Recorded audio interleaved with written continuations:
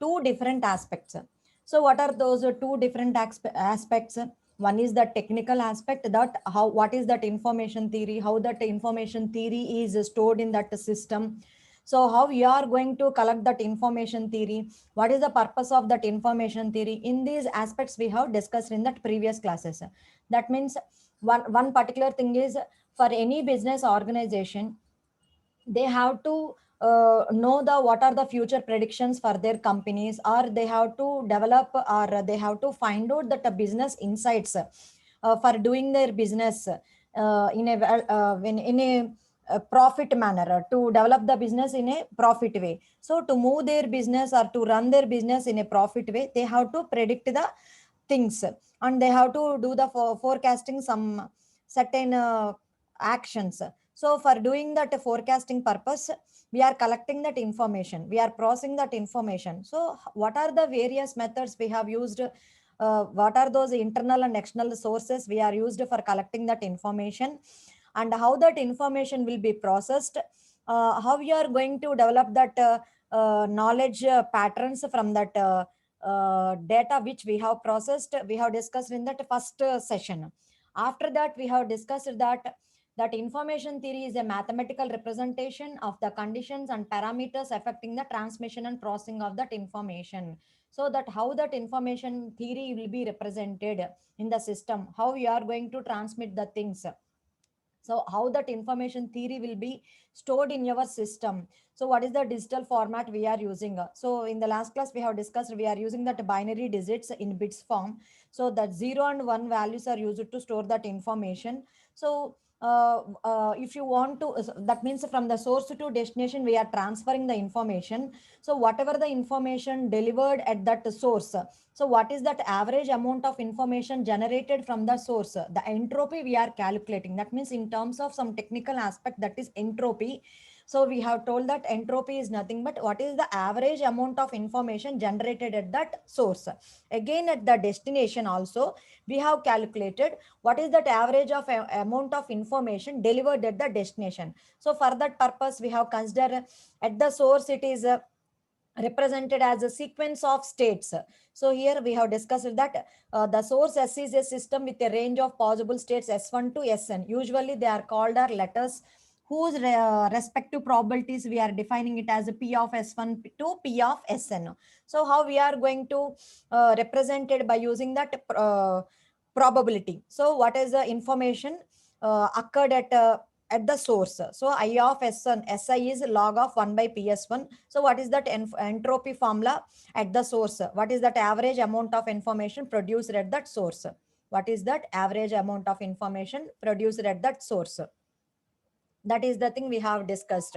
After that, we have discussed similarly like that at destination, what is the average amount of information received at the destination. We have calculated that entropies both at the source and that destination. Now we have seen that what is the relationship between that average amount of at that source and average amount of at that destination. So what is the relationship, and finally what is the formula we required here from that diagram. So we have seen in that last class, and after that we have seen what are the applications of that information theory, where that information theory will be helpful in which areas also. So in data compression, what is the importance, how we are using in error correcting and error detecting codes, how it is in useful in cryptology, how it will be useful in linguistics.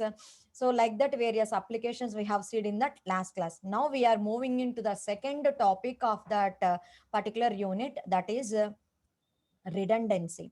Now in today's class, we are discussing about that second topic of unit 3, that is redundancy. In generally, we know that redundancy means repetition of data, duplicate of data, same type of data. That is, in simple way, we will say that redundant data means duplicate data.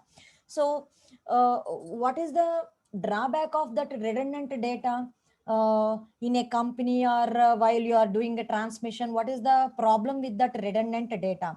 Generally, when you are transmitting the data or information theory from one source to the another destination, when the data is having more redundant information means, so it will take more time to transmit the data. అంటే మీరు transmit చేయడానికి more time తీసుకుంటుంది. Capacity అంటే data capacity కూడా ఎక్కువ ఉంటుంది కాబట్టి కొన్నిసార్లు లిమిటెడ్ కెపాసిటీ ఛానల్స్లోంచి మీరు ట్రాన్స్మిట్ చేసేటప్పుడు మనకి ప్రాబ్లమ్స్ జనరేట్ అవుతుంది. అంటే దాని కెపాసిటీ ఛానల్ కెపాసిటీ తక్కువ ఉంది, బట్ మీకేమో అందులో రిడెండెంట్ డేటా ఉంది. ఆ రిడెండెంట్ డేటా వల్ల మీకు యూజ్ లేదు. So we can remove that redundant data.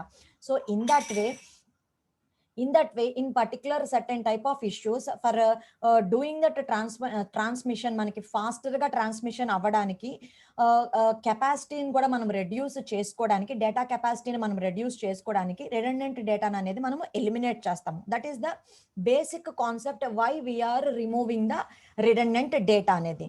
So what is meant by redundant data? How we will define that redundancy in a non-technical format, and informally how we are defining that redundant data. See here, redundant data అనేది informal గా ఎలా define చేయొచ్చు అంటే, ఒక source నుంచి ఒక destination కి, from one source to another destination we are transmitting the data. See here, while you are transmitting the data, in some cases what we are doing at the destination, whatever the data we have transmitted, the delivered data is transmitted correctly or not అనేది మనం check చేయడం కోసం మనం networks లో, computer networks నేర్చుకున్నప్పుడు మనం transmission లో మనం ఏం చేస్తాము, కొన్ని ఎక్స్ట్రా బిట్స్ ని మనం యాడ్ చేసి ఎర్రర్ కరెక్షన్స్ కానీ ఎర్రర్ డిటెక్టింగ్ కోడ్స్ కానీ మనం యూజ్ చేసుకుని ట్రాన్స్మిట్ చేస్తూ ఉంటాం. అంటే మనం ఏం చేస్తున్నామంటే, it is the amount of wasted space we are used to transmit certain data. అంటే I'm transmitting certain data, but while I am transmitting that data, we are using certain amount of wasted space for transmission of that particular data. That wasted space of that data is called redundancy. So how will you define in a mathematical form?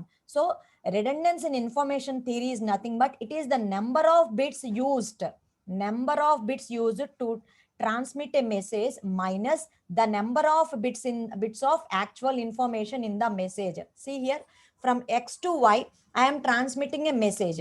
So for transmitting that message I have transmitted some certain number of bits.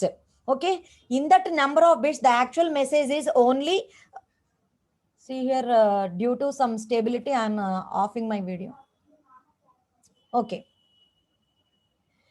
so here redundancy means it is the information theory, the number of bits used to transmit a message. అంటే మీరు ఒక message ని transmit చేయడానికి మీరు certain number of bits use చేశారు. అంటే మీ actual message వచ్చేసరికి మనము 56 బిట్స్ అనుకుందాం, మనం యాక్చువల్ గా ట్రాన్స్మిట్ చేసింది 64 బిట్స్ అనుకుందాం. సో యాక్చువల్ బిట్స్ వచ్చేసరికి మనకి 56 బిట్స్ మెసేజ్, కానీ మనం ట్రాన్స్మిట్ చేసిన బిట్స్ ఎన్ని, 64.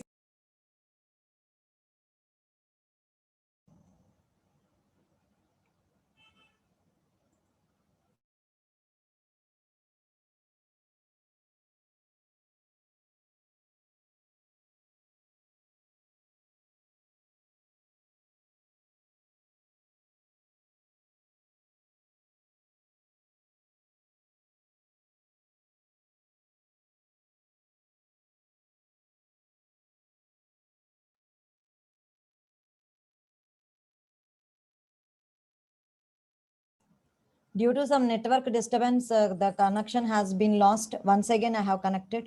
I'm continuing that. So here, actual message is 56 bits only, but I have transmitted 64 bits. So 64 minus 56, 8. That is the thing అనమాట. అంటే ఇక్కడ మనకి redundant data అనేది ఎక్స్ట్రా ఇన్ఫర్మేషన్ ఎంత ఉంది, 8 bits of data ఉందన్నమాట. So that is the definition here. It is in information theory, it is the number of bits used to transmit a message minus the number of bits of actual information in the message. Hope you understand that what is meant by redundancy in information theory. Now that's why ఈ redundancy అనేది మనం eliminate చేయడం కోసం మనం ఏం concept ని use చేస్తున్నాము, we are using data compression. So for solving that particular problem, what is the thing here, we are using data compression.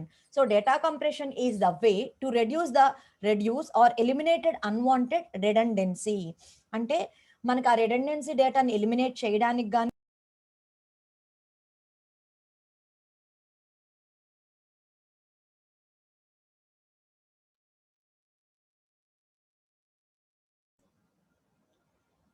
See here, data compression is a way to reduce or eliminated unwanted redundancy. అంటే మనకు అవసరం లేని redundant డేటాని మనం eliminate చేయడానికి గాని reduce చేయడానికి గాని మనం ఏం యూజ్ చేస్తున్నాము, we are using that data compression. So data compression is the method. Next, see here, for that concept, what we are using the checksums. It is the way of adding desired redundancy for the purposes of error detection. Generally మనకి redundancy అనేది ఎందుకు add అవుతుంది, మనము కొన్నిసార్లు మనం error detection అనేది identify చేసుకోవడానికి, అంటే whatever the data you have transmitted, whether it has been delivered to the destination in correct way or not. So for finding that purposes we are using that error detection. So error detection methods లో మనం ఏం చేస్తున్నాము, checksum అనేది use చేసి extra bits అనేవి add చేస్తున్నాం. So అలాంటివి కొన్నిసార్లు మనం యూజ్ చేయడం వల్ల రిడెండెన్సీ అనేది పెరిగిపోతూ ఉంటుంది. అంటే కొన్నిసార్లు మనం we are communicating the messages through a noisy channels, and some cases మనం లిమిటెడ్ కెపాసిటీ ఉన్న ఛానల్స్ లో మనం ట్రాన్స్మిట్ చేస్తూ ఉంటాము. సో అందువల్ల మనం ఎందుకంటే దానివల్ల మనం ఏమి రిమూవ్ చేసుకోవాలి, రిడెండెన్సీ డేటాని ఎలిమినేట్ చేసుకుంటే లిమిటెడ్ కెపాసిటీ ఛానల్స్ లో మనము ట్రాన్స్మిట్ చేసుకోవడానికి మనకి సరిపోతుంది అనమాట. So now we are discussing that entropy and redundancy. So what is the formula in terms of, అంటే entropy of a given source మనకి ఫార్ములా నిన్నే చూసాము. So it is the that formula the summation p of x, and that means the entropy h of a given source x is defined as, so entropy of a particular source x, that means the message is created at the source x. So what is that average amount of information generated at the x? నిన్న last class లోనే మనం చూసాం summation of p of x log of px, అంటే 1/px ని మనము minus of log px అని రాసాము. So దానికి minus బయటికి వచ్చింది. So here what is that information theory seeks to understand? How much information is contained in a given source. అసలు information theory అనేది మనకి ఏం చెప్తుంది అంటే, గివెన్ సోర్స్ దగ్గర అసలు యాక్చువల్ ఇన్ఫర్మేషన్ అనేది ఎంత ఉంది, what is that original information is content in that given source. So one of the base measures we are using for that entropy అన్నమాట. సో మనము దాన్ని ఐడెంటిఫై చేయడానికి మనం బేస్ మెజర్ ఏం యూజ్ చేస్తున్నాము, ఎంట్రోపీ అన్నమాట. So entropy of a source represent how much it can be compressed by an optimal lossless algorithm.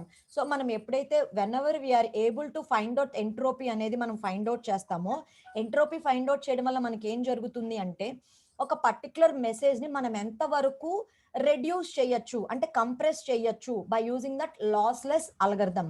అంటే మనం కంప్రెషన్ చేయడానికి data compression, for doing that data compression we are having 2 types of algorithms, lossy algorithms and lossless algorithm. So ఇక్కడ మనం ఏమంటున్నాము, lossless algorithms. Lossless algorithms అంటే ఏంటంటే, when you're doing that reduction, అంటే మీరు కంప్రెషన్ చేసినప్పుడు సో ఒరిజినల్ డేటాలో ఉన్నది మీకు ఏమి మిస్ అవ్వకుండా మళ్ళీ మీరు డికంప్రెషన్ చేసినప్పుడు యాక్చువల్ గా అంతే డేటా మీకు జనరేట్ అవుతుంది అనమాట. సో అలాంటి అల్గరిథమ్స్ ని మీరు యూజ్ చేస్తే అవి లాస్లెస్ అల్గరిథం అవుతాయి. జనరల్ గా మనకి ఏంటంటే, the data may be in different ways, అంటే మనకి టెక్స్చువల్ డేటా ఉంటుంది, ఇమేజ్ డేటా ఉంటుంది, లేదా మనకి ఆడియో డేటా ఉంటుంది, వీడియో డేటా ఉంటుంది. మనకి ఆడియో, వీడియో ఈ టైప్ ఆఫ్ డేటా ఏంటంటే మనకి లాసీ అల్గరిథమ్స్ యూజ్ చేస్తాం అనమాట. ఎందుకని, అక్కడ మోర్ పిక్సెల్ డేటా ఉంటుంది. బట్ టెక్స్టువల్ డేటాకి ఏంటంటే మనం లాస్లెస్ అల్గరిథమ్స్ యూజ్ చేస్తాం. So in the coming topic we are going to discuss what is the actual meaning of lossy and lossless also. So here ఇక్కడ మనం ఏం యూజ్ చేస్తున్నాం అనమాట, ఎప్పుడైతే మనకి when you are able to know that what is that entropy of a source. So if you are able to find out the entropy of a source means, అప్పుడు మనకి ఏం అండర్స్టాండ్ అవుతుంది, మనము సోర్స్ దగ్గర ఉన్న ఇన్ఫర్మేషన్ ని ఎంత వరకు మనము కంప్రెస్ చేయొచ్చు by using that optimal lossless algorithm అనేది తెలుస్తుంది అనమాట. సో ఎంట్రోపీ అనేది ఎలా మెజర్ చేయాలి, by using this particular formula which we have discussed in the last class. Next, the entropy of a given source is affected by the number of elements in the x. So what is the affected factor of that entropy? So this is affected by the number of elements in that x అన్నమాట. అంటే మనం x అనే source దగ్గర మనం find out చేస్తున్నాం. So the entropy is affected by number of elements in that x. ఓకేనా? So that is the thing. Next, here we are going to discuss about how that information can be classified. So note down this flow chart or take a screenshot of this one. So now we are discussing the information can be classified in a number of ways, and we are going to discuss 2 ways, very important, which what are the 2 ways we are going to discuss in the below topics anamata. So here information is classified by 3 different ways: classification by characteristics, classification by application, and classification by management hierarchy. So manaki whatever the information available, that information will be classified in 3 different ways. Whatever the classifications we are taking, that whatever the information available with us, that can be classified by its characteristics, general characteristics.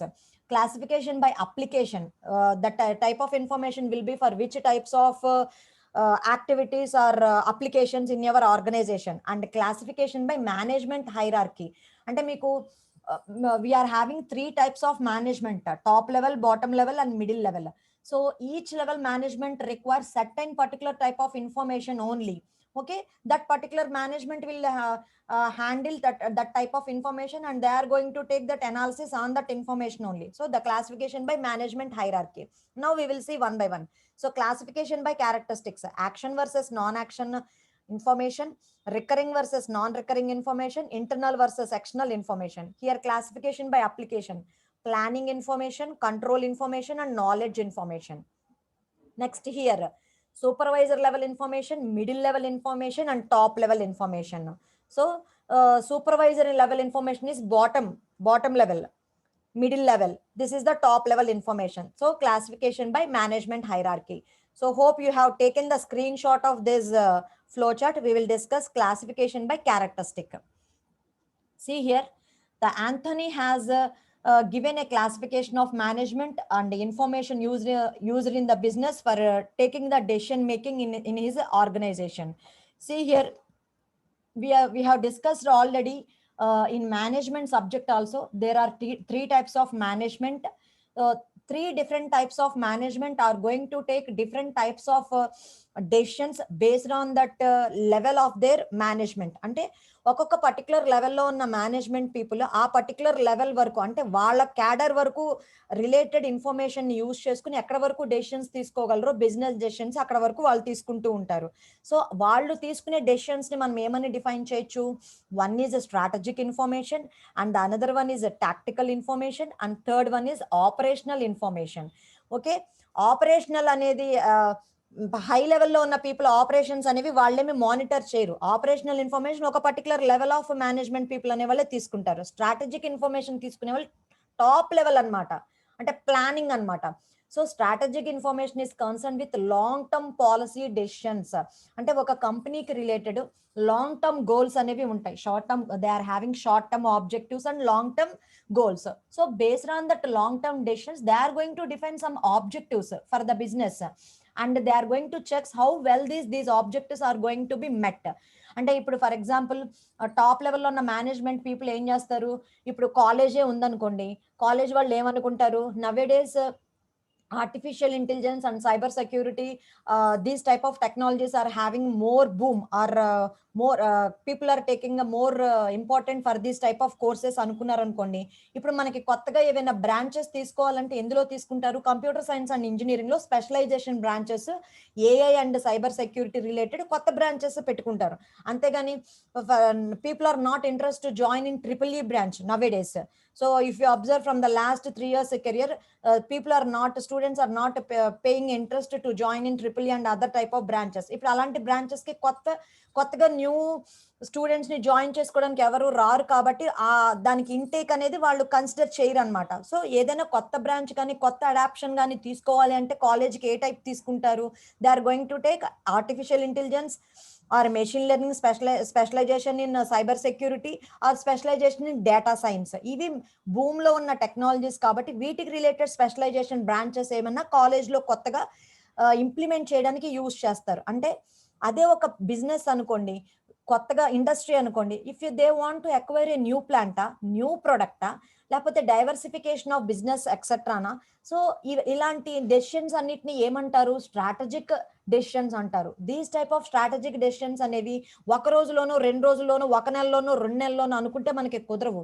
They will take certain period, minimum ఒక 1 year time పడుతుంది. ఇప్పుడు for example మన college వాళ్ళు next year నుంచి ఏ branch start చేయాలనుకోండి, యూనివర్సిటీకి ఒక letter apply చేసుకోవాలి. ఒక పర్టికులర్ సిస్టమాటిక్ ఫార్మాట్ లో they have to send so and so application related పెట్టాలి, మా కాలేజ్లో ఈ ఫెసిలిటీస్ ఉన్నాయి, so you can sanction for us for a branch, అసలు పెట్టుకోవడానికి ల్యాబొరేటరీ ఉన్నాయా, సపోర్ట్ ఉందా, సిస్టమ్స్ సపోర్ట్ ఉంటుందా, అన్ని రకాలుగా మనమేమి చూపించాలో అలాంటి రిక్వైర్మెంట్స్ అన్ని మనం ఇక్కడ చూపించుకుంటేనే యూనివర్సిటీ వాడు మనకి శాంక్షన్ చేస్తాడు AI related new branch open చేసుకోవడానికి.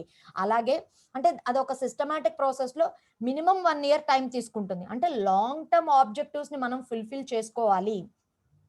అలాంటి డెసిషన్స్ ఎవరు తీసుకుంటారమ్మా? Top level management. The type of things are called strategic information. Next tactical information. Tactical information is concerned with that information needed for exercising control over the business resources.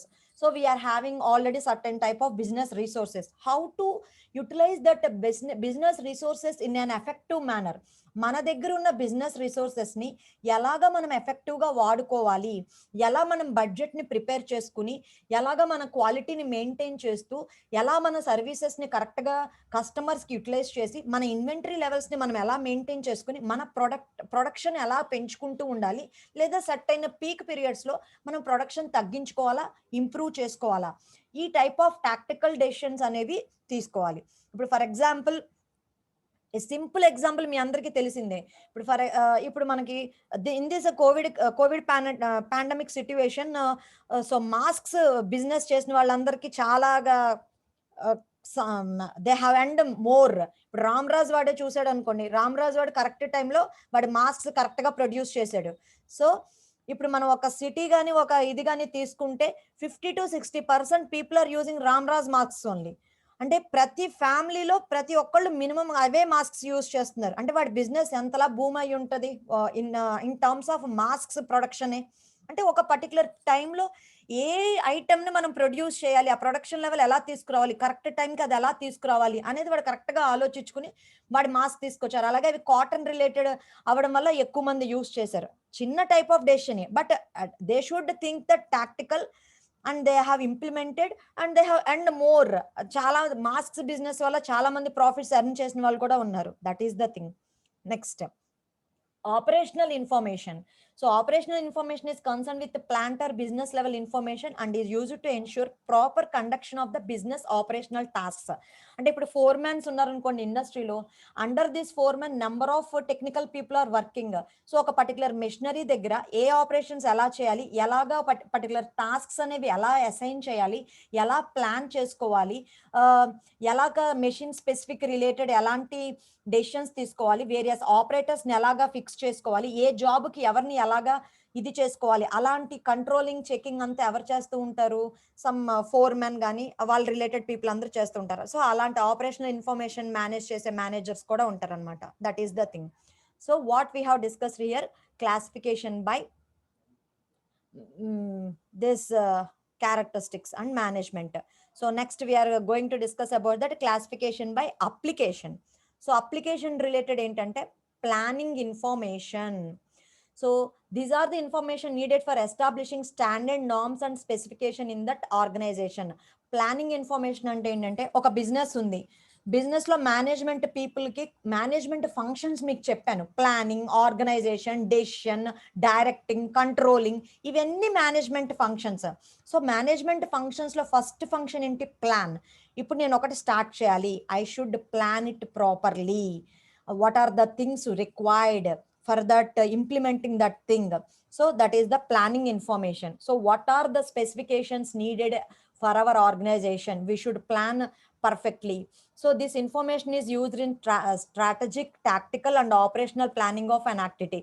So planning information అనేది above మనం discuss చేసిన అన్నిటికీ ఉపయోగపడుతుంది అనమాట. ఆ planning అనేది అన్ని types of levels of operation information levels కి కావాలన్నమాట. So examples of such information are time standards, design standards. So ఏ టైంకి పర్టికులర్ టైంకి డెలివరీ అనేది జరగాలి, లేకపోతే ఏ డిజైన్ స్టాండర్డ్స్ అనేవి ఇంప్లిమెంట్ చేసుకోవాలి, అదంతా ప్రాపర్ గా మనం ప్లానింగ్ చేసుకోవాలి. ఇదంతా మనకి ప్లానింగ్ ఇన్ఫర్మేషన్ లో వస్తుంది. Next control information. This control information is needed for establishing control over the business activities. So control information ante management people are having that control also, directing and control. Ante enti whether the activities are moving in a perfect way or not, అంటే ఏ activities కానీ actions కానీ business activities correct వేలో జరుగుతున్నాయా లేదా, ఒకవేళ జరగకపోతే how they have to control the things. So that is that control information. This information is used for controlling attainment, nature and utilisation of important process in a system. అంటే ఒక సిస్టంలో ఉన్న processes అన్ని కరెక్ట్ గా utilisation లో జరుగుతున్నాయా లేదా, ఆ పర్పసెస్ లో మనకి కంట్రోల్ ఇన్ఫర్మేషన్ అనేది కావాలి. When such information reflects a deviation from the established standards. So ఎప్పుడైనా మనం ఎస్టాబ్లిష్డ్ స్టాండర్డ్స్ ప్రకారం ఒక టాస్క్ జరగట్లేదు, యాక్టివిటీస్ ఇంప్లిమెంట్ అవ్వట్లేదు, అలాంటి మొమెంట్ లో మనం ఏం చేయాలి, we should do the control. So that is the purpose of that control information. ఈ కంట్రోల్ ఇన్ఫర్మేషన్ అనేది ఏ పర్పస్ లో యూజ్ అవుతుంది, డెసిషన్ టేకింగ్ లోను, యాక్షన్ లీడింగ్ టు కంట్రోల్ అన్నమాట. That is the thing. Knowledge information, నేను ఒక్కటే చెప్తున్నాను, మీకు ఇంటర్నల్స్ వాడు ఇచ్చిన షెడ్యూల్ ప్రకారం పెట్టేస్తాడు అనుకుంటాం, అందులో ఏమీ చేంజెస్ ఉండవు. అందుకని మా మాట విని చదువుకోండి. 3 యూనిట్స్ ప్రిపేర్ అవ్వాలి, రావడానికి కూడా మీ మైండ్ని సెట్ చేసుకోండి.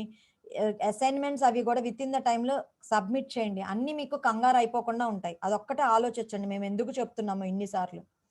So knowledge is defined as information about information. That means that processed information and whatever that knowledge we are deriving that from that information is called knowledge information. So knowledge information అనేది ఎలా వస్తుంది, మనం ఒక business run చేస్తూ ఉంటే ఒక 5 years నుంచి run చేస్తున్నాం అనుకోండి, ఆ 5 years నుంచి మనకంటూ ఒక నాలెడ్జ్ అనేది, ఎక్స్పీరియన్స్ బట్టి మనకు ఒక నాలెడ్జ్ అనేది డెవలప్ అవుతుంది. ఆ నాలెడ్జ్ని బట్టి మన బిజినెస్ని మనం ఇంప్రూవ్ చేసుకోవడానికి, మనము ఫర్దర్గా దాన్ని ఎలా చేసుకోవాలి, మన యాక్టివిటీస్ని ఎలా రన్ చేసుకోవాలి అనేది వస్తుంది. లేదా that knowledge information we are collecting from archival data కానీ రీసెర్చ్ స్టడీస్ నుంచి కానీ మనకి నాలెడ్జ్ ఇన్ఫర్మేషన్ అనేది వస్తుంది. Either we can acquire them by using experience కానీ, లెర్నింగ్ వల్ల కానీ, or we are going to collect that type of knowledge, type of information from that research studies. That is that knowledge information. Next, organizational information.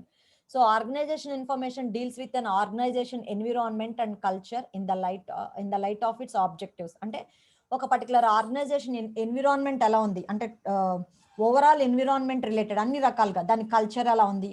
ఇప్పుడు for example ఒక్కొక్క college, మనకి number of colleges ఉన్నా కానీ ఒక్కొక్క college environment ఒక్కొక్కలా ఉంటుంది.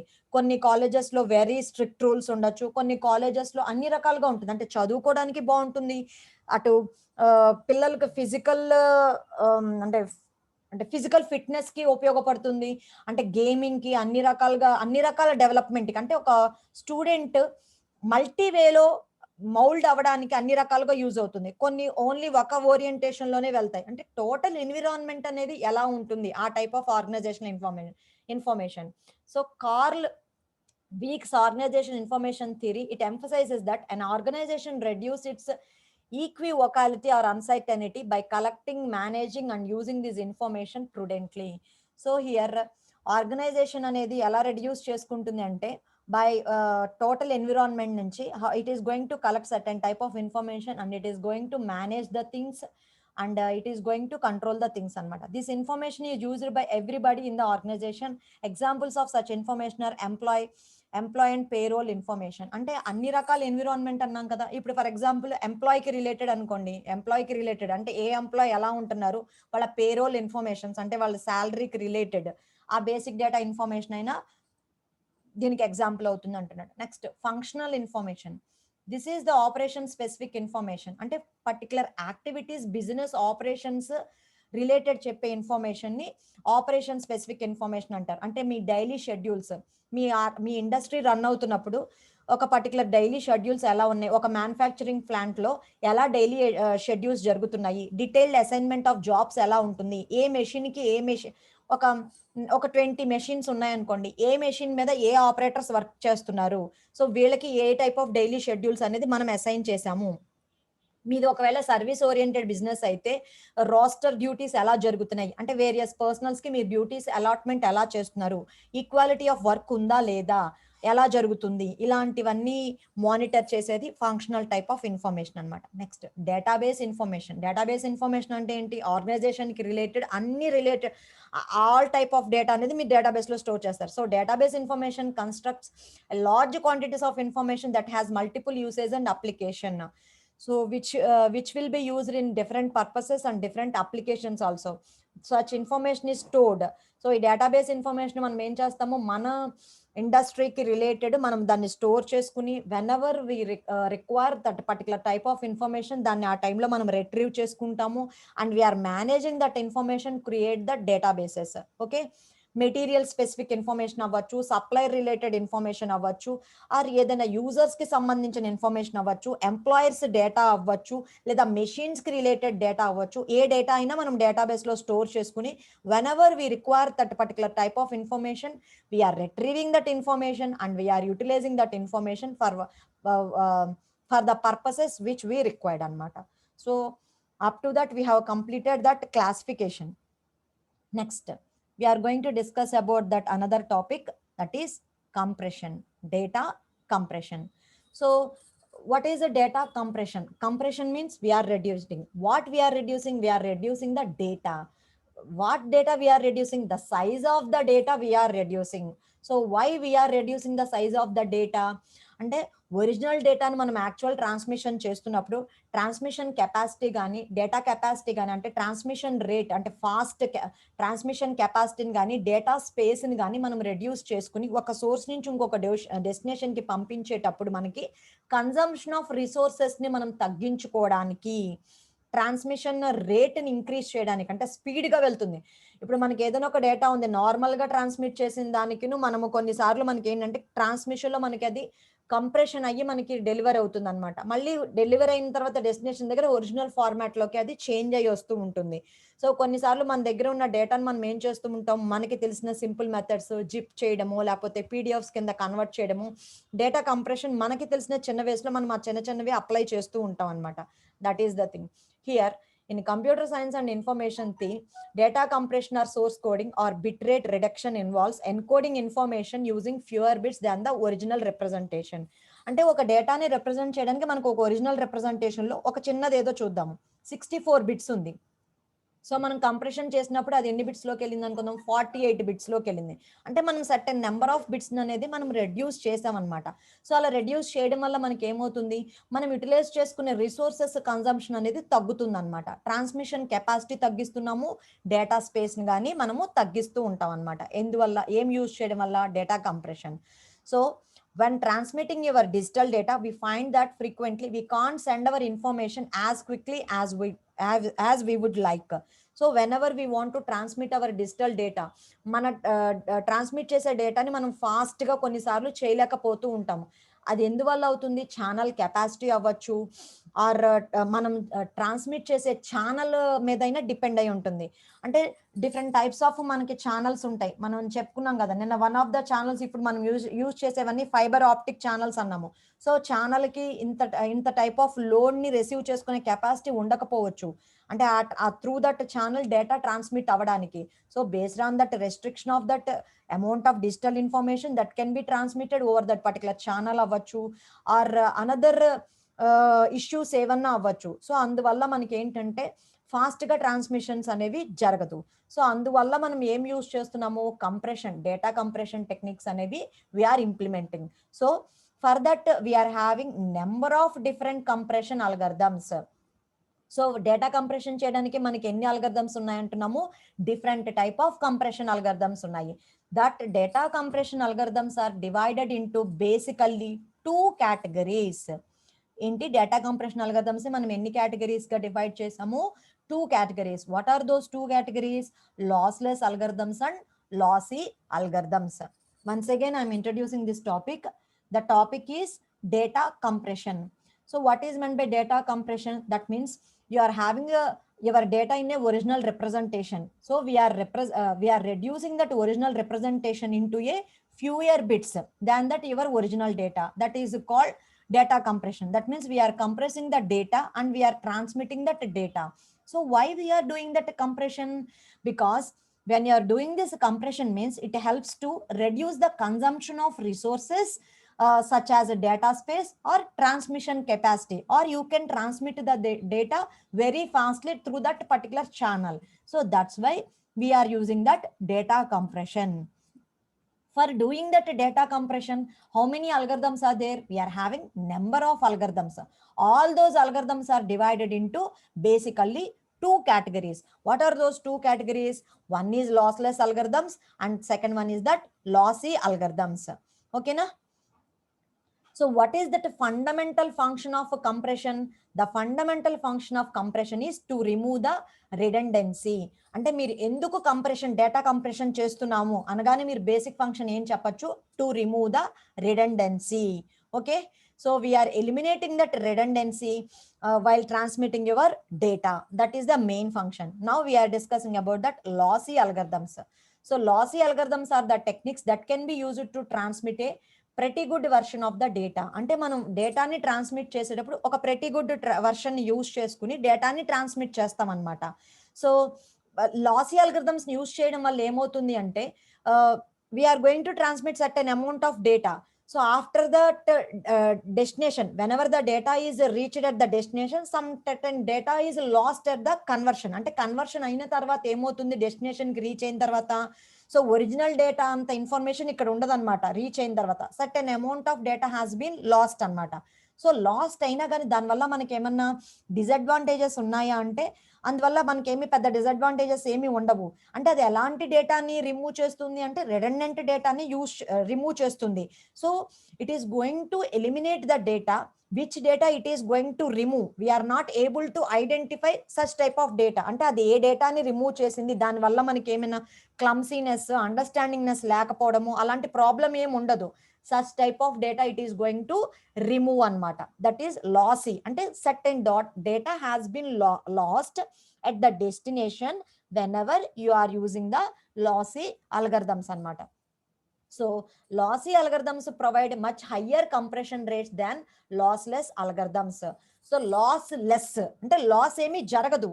మీరు యాక్చువల్గా సోర్స్ దగ్గర ఏదైతే డేటాను పంపించారో డెస్టినేషన్ దగ్గర అలాగే డికంప్రెస్ అయ్యి డేటా గనక రీచ్ అయితే కనుక అది లాస్లెస్ అల్గరిథం అవుతుంది.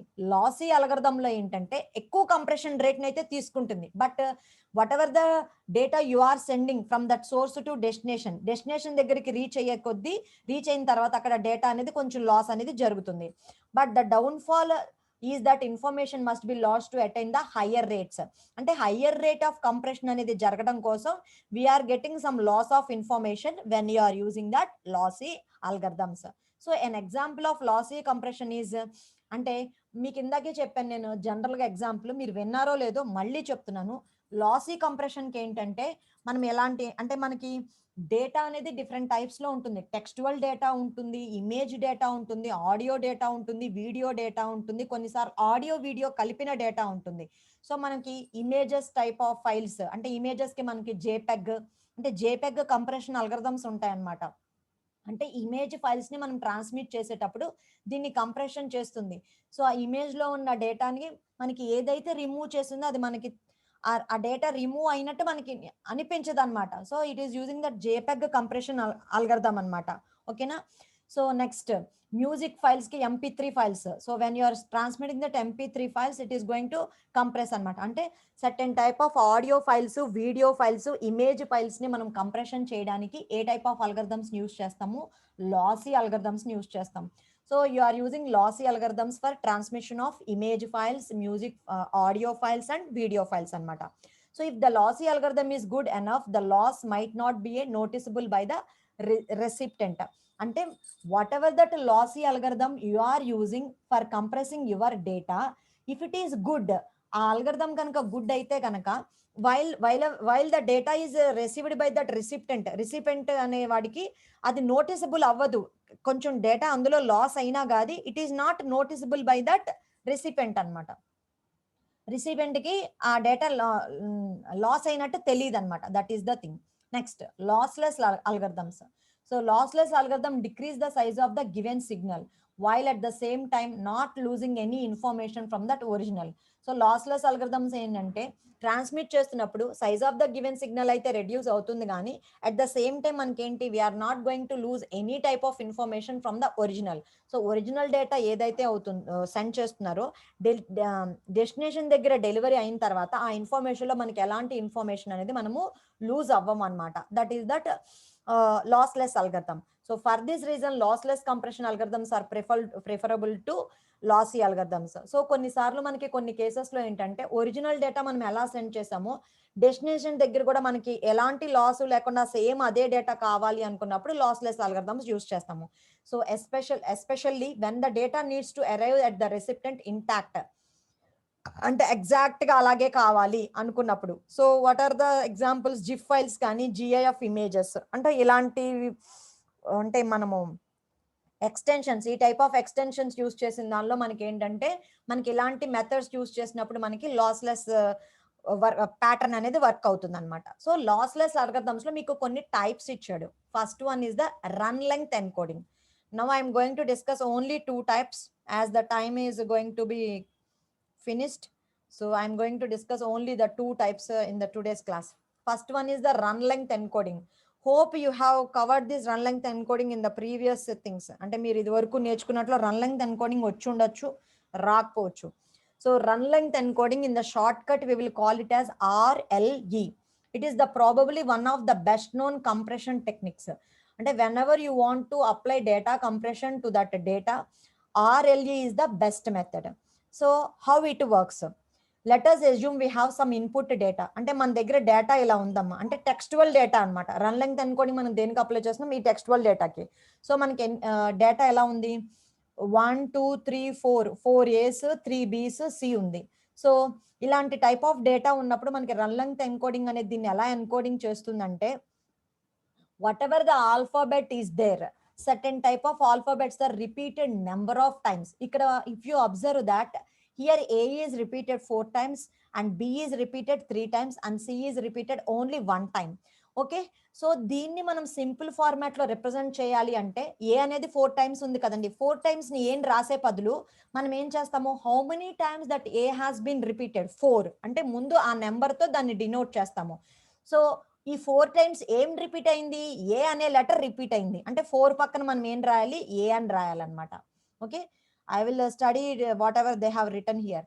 So RLE compresses this by expressing the number of time each symbol occurs. Here A occurs 4 times, that's why we are writing 4. Which letter occurs 4 times, A, so 4 into A. Next, so next letter, change letter is B. How many times that B has been repeated, 3 times. Which letter repeated, B, so 3 into B. So what is the next letter, change letter, C. How many times it has been repeated, 1 time. So what is that letter, C. So finally what we write that after compression, what is that format, 4A 3B C. So run length encoding is that this is the format we are going to represent the data when you are applying RLE. This is the thing, simple anamata. So ఎప్పుడైనా మనం data compression format లో RLEని apply చేస్తే మనం ఏం చేయాలి అంటే, how many number of times that particular character has been repeated, the count.